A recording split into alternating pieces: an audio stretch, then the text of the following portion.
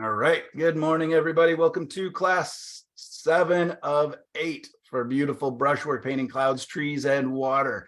And today I'm excited because the last two classes are typically about doing one bigger, more final project. And in this case, it is about, choose whatever reference and whatever picture you want, but I want all three of those in there. I want clouds, trees, and water, and whatever it is you choose.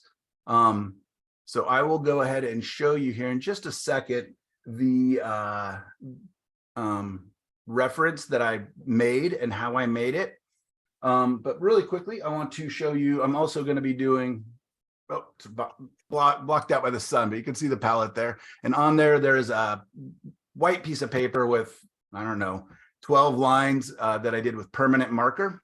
And I'll show you why I'm going to do that. So here is one that I did before. You can see the colors, names, everything's in backwards. Does this read, or is that backwards to you guys? No, it reads. It reads. All right, cool. Good. For some reason on my monitor, it's showing backwards. Anyways, that black line is a permanent marker. And so I just drew a line across everything. And what I did was I started with the pure paint on this side. And then I just thinned it out going this way, both by just kind of scrubbing it and maybe by adding a touch of paint thinner, the Gamsol to it.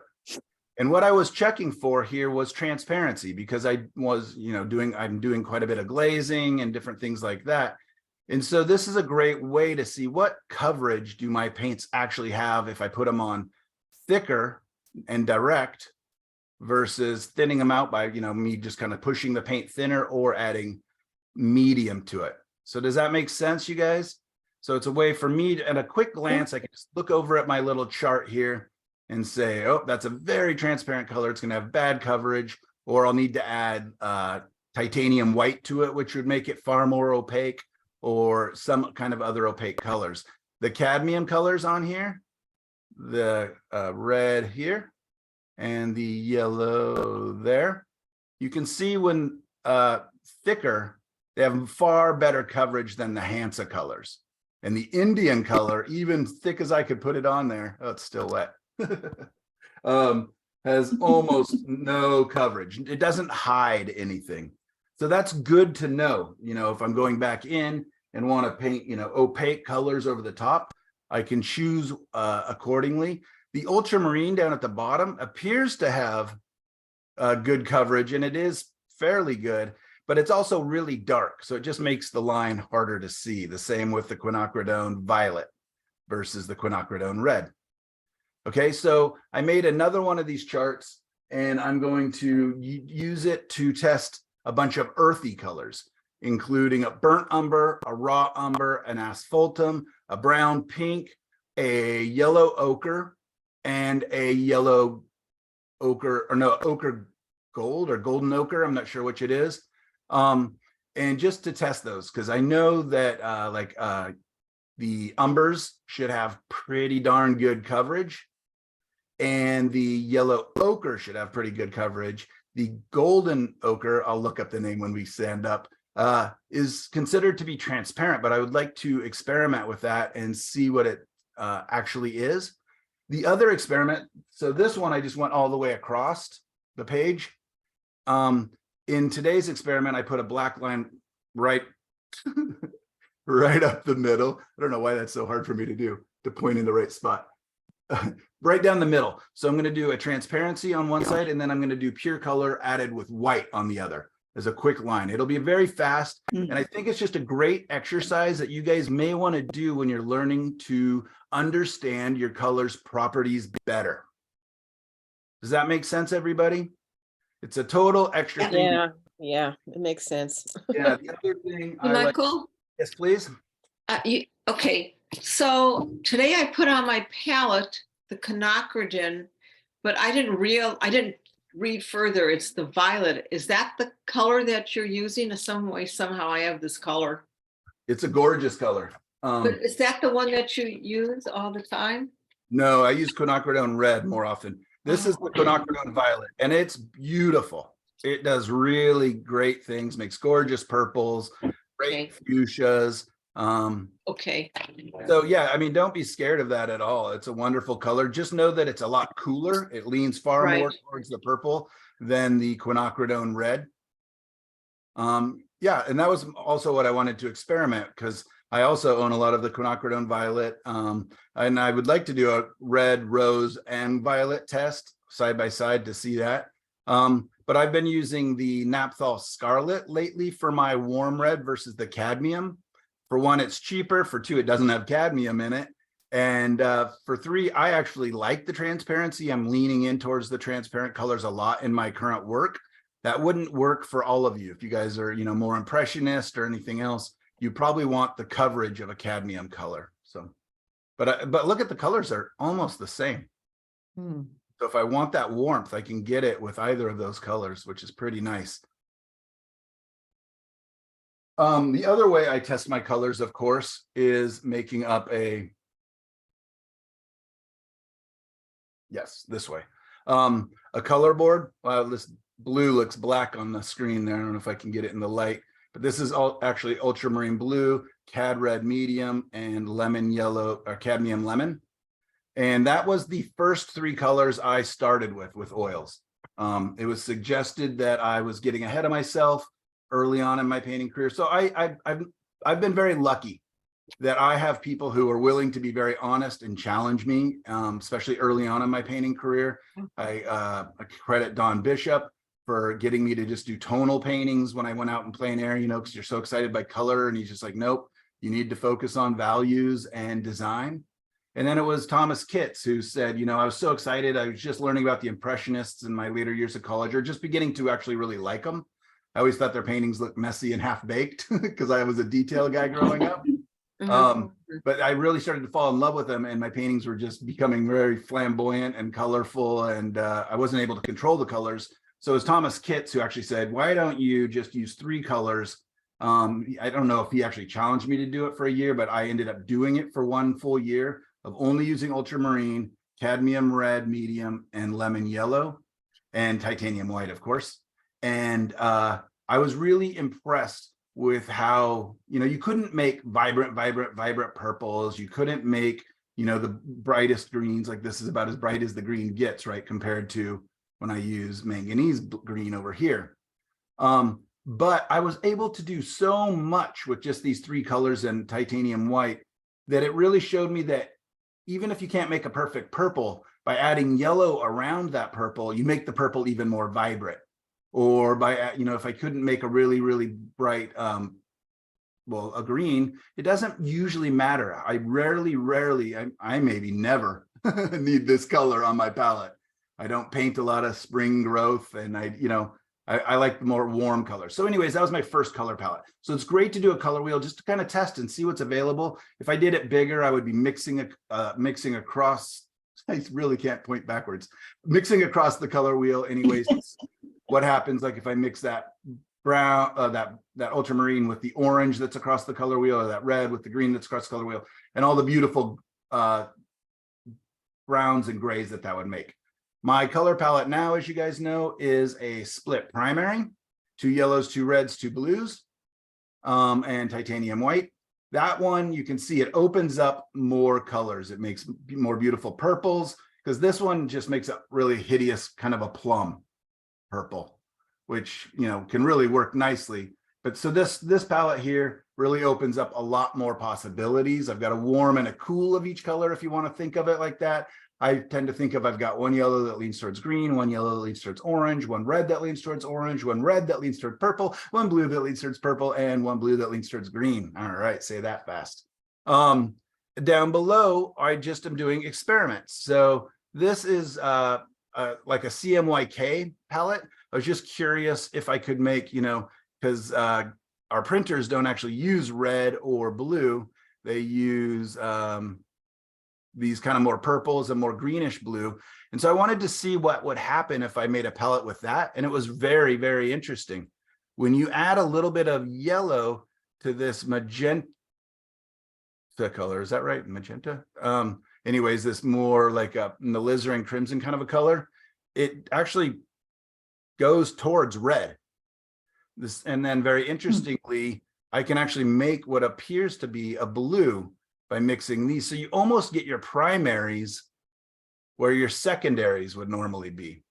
So I found that to be very interesting. And I keep promising myself that I'm going to use just this palette for, at least a couple paintings to experiment, but I never have. But look at the beautiful smiley face, the smiley face at the bottom. Aren't those colors just glorious? I mean, it'd be so fun. But again, I my paintings tend to be more in the earthy colors. So what is that? What is the cyan color tube color that you use there? The cyan is I just had it out. Let me grab The it. turquoise of some kind? Yeah, it's the turquoise. It's a very opaque color. Cobalt teal Ah, is what I chose. And I actually called Scott Galatly, who a good friend of mine and a guy who worked at Gamblin for a long time with their paint manufacturing. So I actually told him what I wanted to do, and he suggested the colors. And then I went online and checked also to see what other artists, if other artists were doing kind of a CMYK test. and do you use the black too when if you were going to be painting CMYK? Would you know use what? I don't know. Truthfully, it gets pretty dark for sure. Mhm. And then I bet you if you added a touch of the yellow to that, it would really, just a touch to neutralize that. I bet it would get very dark. But I think a great color for this palette, and what I might have fun with, is just doing a chromatic black. Mm. I make these colors and then just use the chromatic black to lighten and darken them. Well, to only darken them. Again, that'll be an experiment I need to do in the future, but What was the red? What was the red in that? The purpley red? I'm not sure. I wish I would have written it down. I Is that think quinacridone violet? I bet it is. Or the magenta, quinacridone magenta. Could be. Is it, Yeah, maybe it's the quinacridone magenta. is there when you say chromatic black, is that a color? Yeah, Yeah. it's a color made by Gamblin. And Right. if my memory serves me right, it's quinacridone red and phthalo green mixed. Mhm. And the Oh, neat thing about it is it truly neutralizes itself Oh. in the tube. So it almost exactly just darkens. It doesn't really swing the color like other blacks do. Oh. Other blacks are almost just super, super dark blues oftentimes, or super, super dark browns. So they begin to shift your colors. Whereas you can make up a pile of, let's say you were pre-mixing your mother colors, right? And I talked about that in this class, the mother colors, making the big pile of colors. You could make up these really beautiful piles of color. And then by using titanium white on one side and the chromatic black, you can actually shift your colors that way. I have never done it, but I have watched videos on it. Bill Davidson is a guy I've painted with a couple times. He has some videos on YouTube about using chromatic black to mix. He's a pretty funny guy. He's he likes to call himself a reformed ex-lawyer, I believe. And now he's a You said- painter and he's doing quite well. That's I made this. Oh, go ahead. phthalo green, and what is the mix of that chromatic black? Quinacridone red. Ah, okay. Yeah, so I can mix it, but I do own it. But the truth is I haven't used it much. I don't use black very much. I did this strip with using that chromatic black. And look at that, it's like perfect gray. Yeah, that is really a nice mid. You know what I mean? It's not swinging warm, it's not swinging cold, it's just right down the line. So Oh, very wow. nice. Thank you, Vivian. Wow. So then last one is what we would call a Zorn palette, which is a black of some sort, a yellow ochre, and a cadmium red. Why can I not do this? Cadmium red medium. And so whenever I have a little bit of extra time and I know I'm going to use a really odd palette, it's great to do a color wheel again, just to kind of test. I really love doing paintings with the Zorn palette, and that is a large part of how I do my more tonalist work. Is I will just substitute out the pure colors for different colors. And that's what led me to do more of the experimenting with what I'm calling now the illuminated tone series. So that's what I'm going to be using. That whiteboard behind me with the lines on it is to test these earthy colors and to test their transparencies or opacity and to see what happens, because some of them are so dark, like the umber colors, when you squeeze them out of the tube, they're so dark, and asphaltum almost looks black when you squeeze it out of the tube. So I want to see what happens when I mix it with titanium white. Where does that color go? Is it staying warm? Is it going cool? You know, where does it lie? So just again, having that, I keep a pile of different references I'm right by the bathroom back there, and I can pull them up. So I'm often this literally just sits on where I can see it at all times, because it's just a great shorthand of, you know, if I want to do this, what colors do I need to mix? Or if I want to neutralize a bright purple, you know, what color is best? You know, adding a little yellow. So having these little charts is twofold. You get the experience of doing them, you learn that way. And then the other is that you have them as a reference to look back to. Everybody What cool did- with that? What did you call a Zorn palette? Yeah. Zorn is a famous old painter, and it is said that for a lot of his paintings, he used literally titanium white plus yellow ochre, a warm red, and a black. I can say that he's a Swedish painter, Anders Zorn. Anders Zorn. Anders Zorn, yeah, great painter. I love his work, but a lot of people question whether that's really his palette. It's just become his palette. On one of his paintings, So Michael, I know this is probably grade 1, but you know, I noticed that you, I mean, I know a lot of painters use gray as a palette. And in my mind, when you're putting the white, mixing it with white, it's kind of confusing. How did you come to choose a gray palette? And like for your color wheels too, I know it's supposed to neutralize, but it doesn't seem like when you mix it with white. Oftentimes this is probably not my best idea. I do love the presentation, and I think it looks really neat on the gray, but the truth is a lot of my colors I use are transparent. So if I did it on a gray palette, that gray would be affecting all of these colors, right? They would look completely different. So I have changed to doing it more on white, even though I like the gray presentation, so that I can get a clearer sense of, you know, transparency, opacity, and all of that. But And isn't it meant actually to help you judge values of color when you have like a mid gray palette? yeah, exactly. And what typically, Karen, my goal is to get my white canvas covered almost as quickly as possible, because that bright white is throwing my ability to read values. You know, colors look different once you put another color next to it completely. So I will often get it covered. The other thing is, Karen, is when I'm doing plein air painting, a white palette will make me go snowblind. It's just, and it's impossible to see your colors. Let's do a screen share really quick. So, but you actually use your, I mean, your actual paint palette too is gray, right? Yep, everything I paint on is gray. And so that's it. When you do the transparent colors. No, you're right. You are correct about what I know what you're saying, that they will appear differently. That is, yeah, I guess that's one reason I need to do this chart. That's a really good observation, Karen. So yeah, with the transparent colors, I need to check. Yeah.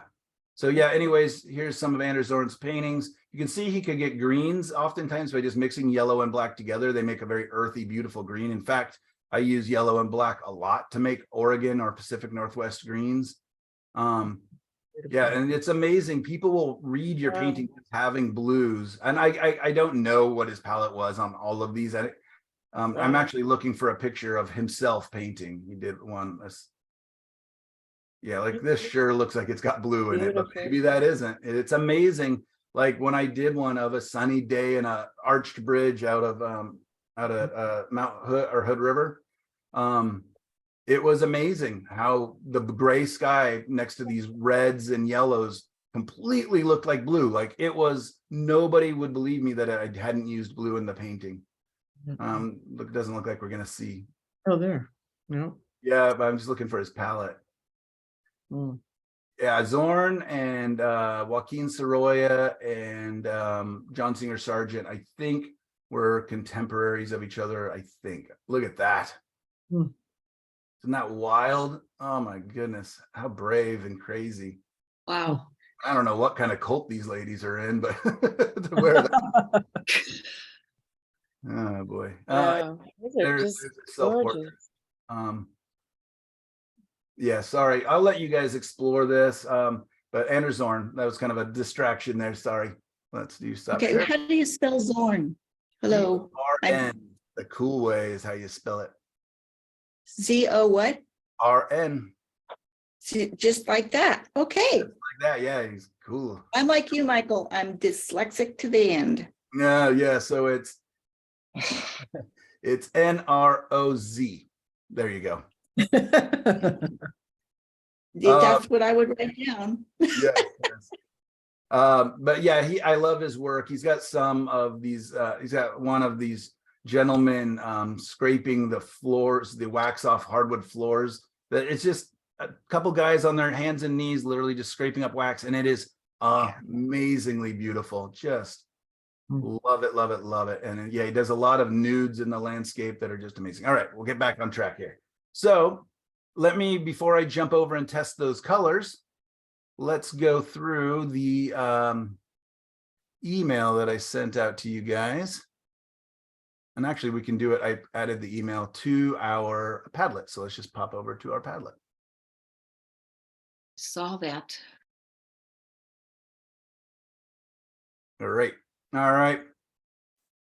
So there's the videos, and I believe they are all back. It looked like they were kind of disappearing or they were loading really slowly before, but it does appear that all the class videos are there. And then I just put a quick note. My daughter has been accepted into Mass Art in Boston. Of course, the one school we didn't get to go visit. Yeah, it's pretty neat. So, before she says yes, which they want her to commit like in a week or two while we're in Mexico, we thought we should do a quick trip. Unfortunately, the only time that even remotely worked was leaving Sunday and coming back Wednesday night, which of course will be right smack dab on top of this class. So my idea, I don't get home until midnight. My plane lands at 11. I get home at midnight. So I was kind of thinking, and that's Wednesday night, the 26th. So I was kind of thinking that 27th, I might be tired and I don't want to be tired for you guys. But I've got some feedback that the 27th would be better than the 28th. And because it's mostly critique and feedback on that day for you guys, I want to do some finishing work, some detail work. I've had a lot of questions about, we've seen you start a lot of paintings and never finish one. And the truth is I never finish paintings. That's why. But I would like to ask you guys, would you guys, I mean, I'm fine with the 27th if that works for you guys, and I will just do my best. We could even start it possibly like an hour later. Give me one more hour of sleep, or you guys can teach for the first hour and I'll just sit back and drink coffee. Well, Yeah. I put votes in for Friday because I have another class on Thursday morning, but I could skip that class, but I vote for the Thursday. I vote for Friday. I vote for Thursday. I have another Vote for- final class on Friday. I vote for I voted Friday. Friday. Friday, 2 Fridays. I got I got dental. Okay. well, So No, are you I- coming in on Tuesday? No, Tuesday Wednesday. night? Tuesday night or Wednesday? or- night? Wednesday night. Aren't Wednesday you? night? Okay. Yeah, I come Friday in- for me. my plane lands at 11:10 on Wednesday, and I live approximately about 40 minutes. from Sure. here. So Yeah. by the time I got home and got to bed, is midnight, and I like to go to bed about 9. So it's- So Michael, and it'll be if 3 you, hours. if the majority, excuse me, Susie here, if the majority wants Thursday, Friday's better for me, but if the majority wants Thursday, what about doing it in the afternoon at 1 or something? I actually have our Mastrius Oh, mentorship okay. that What Thursday. about just going to the next week? Is that, Yeah, I leave for Mexico for a couple weeks. I'm actually only home for 4 days next month. I have 3 different trips for work and pleasure. So yeah, I Other need day, to wrap that. other days fine, but I can't go later. Okay. What Let's- about if we voted via chat or something? Yeah, Okay, you guys see the class handout here under the quick note? Just Yeah. put your vote directly beneath it. 27th or 28th, or Okay. Thursday or Friday, whatever you want to call it. okay. 28th for me. Okay. All right, but- well, put it on there, please, and I'll tally the vote totals. There we go. Got some votes already. Great. Where is it? Let's see. Right under class handouts. So the second thing over after. I just added it to the comments section. How do you do that? Can I do that while you've got that up? Does it relate Yeah. to this? I just How do did you- it. I How do have, you do it? I How have do you do I it? have a different computer open, so I can do it from my iPad. Okay, well, I'll let you guys do that. in the Oh. I don't comments, see and then if where you're not you can transferring write. over, just somebody write the total over there. And I'm Just, fine with either just day. put it in the chat. I'll make it work because I apologize for the disruption in No, our no, no. no. regularly scheduled programming, but I'm also excited because that means my daughter has to talk to me for 3 days and just get to walk around Boston. My wife has to work, so it'll be fun to just have that real condensed one-on-one time. I'm getting nervous, I'm not ready for my only child to leave, but I'm excited for her. Yeah. Where, So- wow. So there we go underneath that. Okay, so here's my email and I just put each one in a form here. So crazy idea. I'm going to do a 36 by 48 inch. I do not expect you to paint this big. You can put whatever size you want, but I think it might be fun to see how I approach it using the wipe away technique and then quickly work into adding opaque colors and detail. So that's my goal, is to literally get beyond just the wiping in and start building the painting up. That's one interesting thing about working this big is, if I work from one side to the other, by the time I get to the other side, that first side will be set a little bit.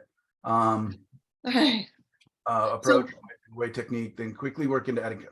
I'll walk you through how I took a photo of a gravel road and amazing. converted it into a stream. So here's the original image, and I apologize for wasting time. So this is my original image. I actually was out plein air painting with 3 good friends, and right before sunset, we were all looking out into the fields, which are beautiful. This place we've named Bunny Road because there's a bunch of bunnies out there. Yeah, I and- got them in my yard. But I just really liked this little cave that this made. There's a little steel bridge, which I would have, just ignore because of the creek there. Maybe it'd be fun to put in a better bridge. But anyways, I really like this image, was trying to figure out what I could do with it. I love how the light comes across, captures the grass on this side and breaks through over here, but most of it's in shadow. Really a very definitive focal point. But it's a big scene. It's got a lot of extra stuff, and gravel roads can be okay, but I like dirt roads. But what do I like more? I'll show you. I cropped it to fit my painting. So you can see I zoomed in, I cut out some of the extraneous stuff, half of this tree, a bunch of stuff over here, and part of the sky and part of the road at the bottom. So I cropped it to fit my painting surface size, which is a 3 by 4, right? So that'd be like a 9 by 12. Mine happens to be a 36 by 48. Right. So you always want to crop your reference. If you're doing an 8 by 10, you can crop it to like a 4 inch by 5 inch. Okay. So you just want to do that quick math and figure out your proportions. It's always interesting to me when I'll have a student with a square format and a big, paint, a big either vertical or horizontal printout. And they're like, it just doesn't fit. Oh, Susan, you're drawing on there. I can't get rid of, Michael, pardon me and everyone, I can't get rid of, I was trying to put it on Padlet and I got this pencil that I can't lose. And now I'm trying to type on chat and I can't get rid of the pencil. I tried to use escape. And I got a pencil in my life. It looks like you're gonna write stupid. No, yeah, that's what I am, stupid. No, For you're some not reason, stupid. when I was trying to do it on Padlet, I picked up a pencil. And now I just want to put on chat that whatever day works for you is great, but Friday would be the 28th is the best for me, but I'll go any day. Okay, How do I lose this crazy pencil? I do not remember. So Oh, anyways, no. and the other thing is I cooled down the shadows a little bit to make them at least lean towards green, because I just didn't want it to be fully monochromatic, even though it still looks quite monochromatic here. I'm guessing again that I took the photo through my sunglasses, because I love doing that. And it also, reduces some of the glare and, allows my camera to actually see some detail when you're looking in towards the sun. I then took out the road because, what's better than a gravel road? A dirt road. What's better than a dirt road? Possibly a creek. And because this class is painting clouds, trees, and water, I figured I should have some water. I then took out the road and added in water and reflections. I did not need this to be perfect. Greg, are you really busy? Can you help me quickly? Just good enough to test the idea and to give me a good starting point. Where are we? There was a pencil. Can you mute? I can't even mute. How do I get rid of this pencil and this? And I can't even mute this. Picked up this pencil on Padlet. Why are you talking? I know, but sorry, it's my husband. There, I got you. All right, I muted you. All right, so I'm guessing it says super instead of stupid because it's getting better. And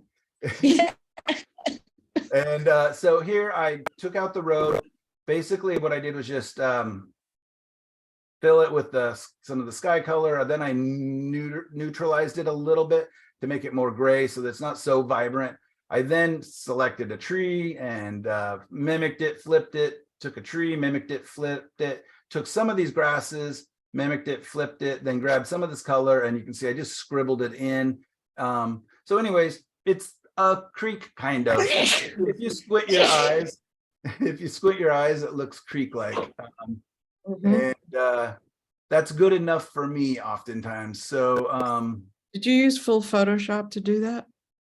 I did, but I used the most basic of tools. In fact, I had to figure out how to have real Photoshop do the stupid things that I wanted to do. All I did was do a clone tool and then flip it. Flip it upside down. Yeah. Flip it, clone tool, flip it, grabbed some of the colors and filled.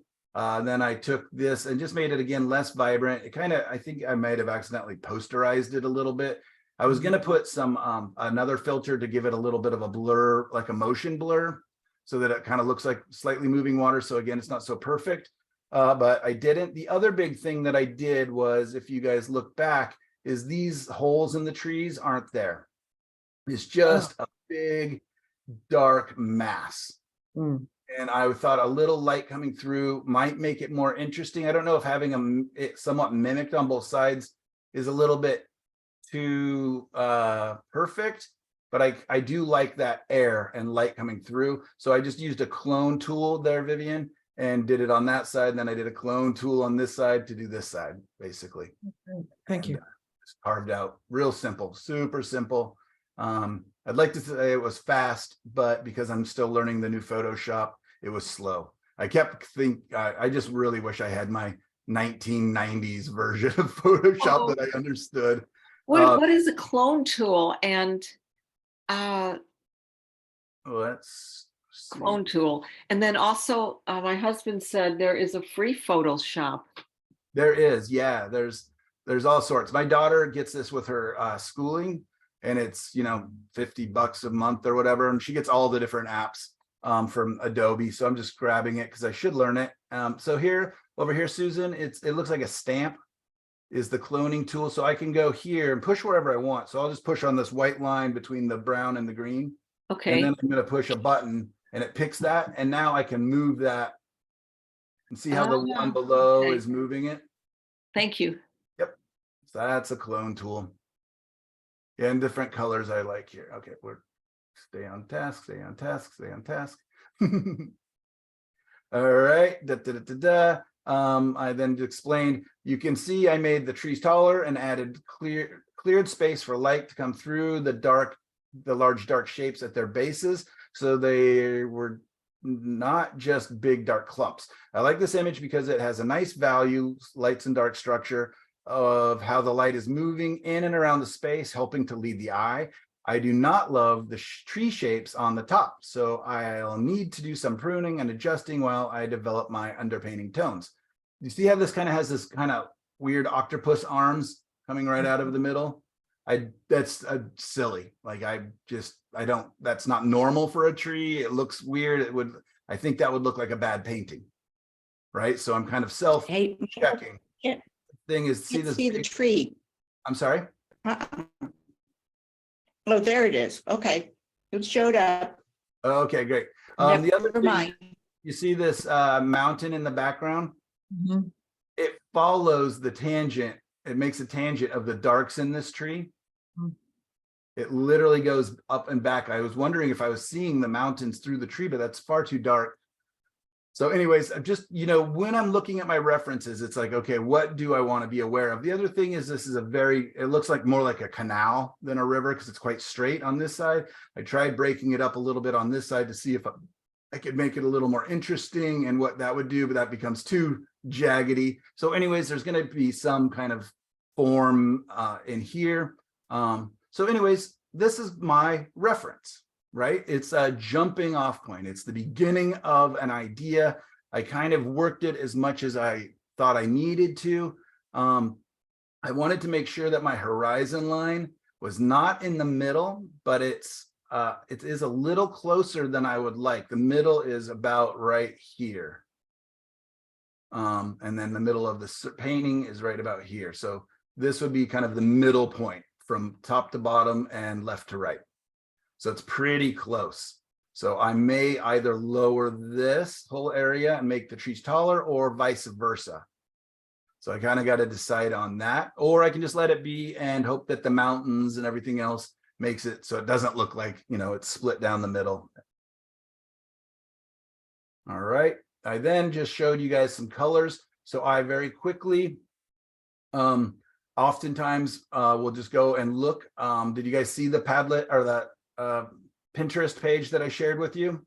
Yes, but I didn't know where to find the pictures. I was looking for your name. Interesting. All right, I'll click it. So for color scheme, I really like the earthy greens on top of the warm colors. Oh, and I only posted one. But anyways, just kind of this thought. And then if you just click on the picture, it should, let's see, hopefully it takes you somewhere. Yep, color inspiration, Michael Orwick, blah, blah, blah. This is just my color inspiration. I think there's, 318 pins on here of just different things that inspire me for color. It could be paintings, it could be color swatches. Anyways. I'm so ignorant on Pinterest and all those things. Well, this one's good. You just push the thing and down you go. There's just tons of them. And like if you click one, let's say you really like this one, which I do like a lot, then it'll pop up bigger. I can right click it and save the image to my computer. The other cool thing is if it's like, oh, if you like that, then you'll probably like some of these. Like, look at this gorgeous set. Anyways, the same thing, this gorgeous set, the same. Oftentimes I'll see colors that are so out of left field that I'm like, oh yeah, what if I did it with gray turquoise and green and peachy orange, what if I made it really outlandish, and I can begin to visualize it kind of like, what would that do, but anyways, Pinterest, lots of fun. Just be careful. It's a crazy drug. It'll totally addict you and you'll get stuck there for hours. Because you'll go like, oh, that's nice, right click, save to computer for reference. Oh, that one's nice. And all of a sudden down the rabbit hole you go. And if you do click on this image, then you can go here and see where it came from. So, whatever website it actually got posted from. So yeah, it is dangerous. It can really send you down a rabbit hole quickly. But there are some really neat color sites. This one's called the Color Pool. Or the other thing is you can go to the thing that did it, and now all of a sudden I'm in their color reference chart, and I can see, you know, what colors are inspiring other people. So anyway, super dangerous, super fun, lovely. And it's, you know, I can definitely, when I go through my color charts, I can really see the colors that I gravitate towards. You know, more earthy, a little more on the grayed down side, a little more neutral. And you know, rugs, all the different things, paintings, whatever it is, I will just, if I like it, yarn. Look at these gorgeous yarn color combinations. I'll grab it and it's there. Now I have that in my color references. So very cool. All right. So there you go. That was my thought process behind how I designed the picture that I'm going to paint. Does that make sense? Did that work? I know most of you don't have Photoshop and all of that other stuff, but that's, you know, I do. So I use it, use the tools you have, right? You don't need it. Don't buy the expensive version of Photoshop. Just get one of the free photo editing softwares or one that costs you $1 or $2. There's tons of them, tons and tons and tons. Maybe read a couple reviews or go on YouTube and you can see quick little 5-minute demos of people using the different photo editing software and what they like or dislike. Yeah, Photoshop is the best, pretty much considered one of the best. And I have it again after losing it for a year. And I'm going to try to learn how to use it because in theory, I can do the most with it, including like make Pixar movies and stuff. All right, there we go. Photo references, nothing changed there. Great. I will get back to this to look at all your beautiful work. Golly, you guys have been busy. Some of these, like when I walked past this one, Irene, I was like, oh, it's just, she just copied the photo or just reposted the photo. Look at that. It's so nice. So yeah, really good work, you guys. I can't wait to come back and look at it. All right, let's get to the big easel. What do you think? You guys ready? Yes. Let's take a real short, I'm thinking like 3 minutes. I just need to get some more. I've got my tea, but I need to get something and take a break from talking for 3 minutes and we will be right back. Should I stop the recording so that you guys get shorter videos, easier to download and easier to digest? Yes, I will. Yeah, thank you. And Susan, you might